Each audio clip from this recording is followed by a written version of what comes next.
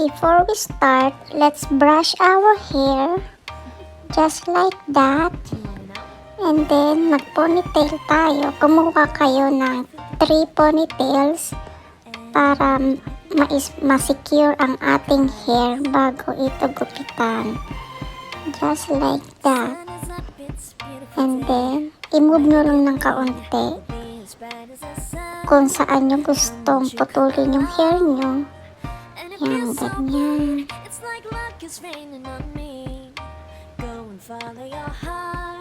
And then, brush ulit ng hair.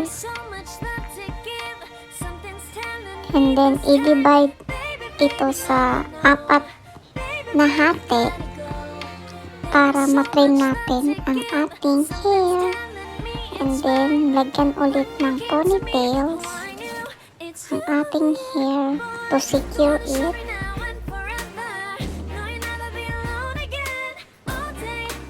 And then, ulitin ulit sa kabilang side.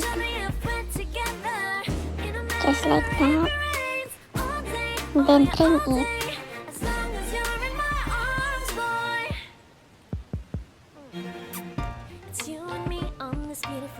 Yan, pagkatapos nyan, kung okay na kayo sa length nyo,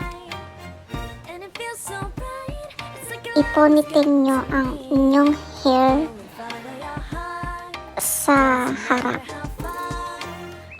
para bigyan ng layered style ang inyong hair.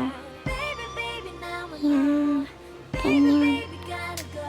And then putulin ulit sa design yung haba.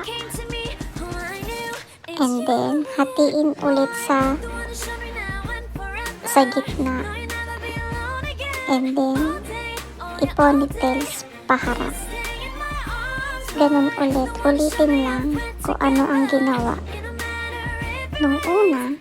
Just like that. And then i-secure ulit ng ponytail. And then gupitin.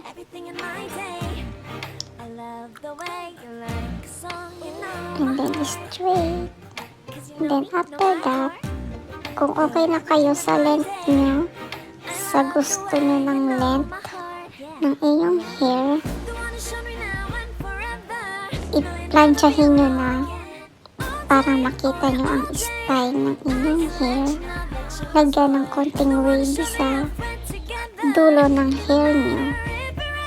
Just like that.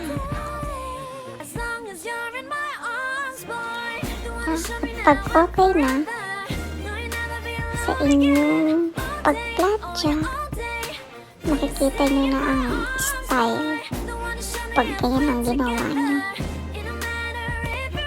after ng gupitan. Yan guys, so you can see, super nice. Thank you for watching. Hope you like it. Peace out. Bye.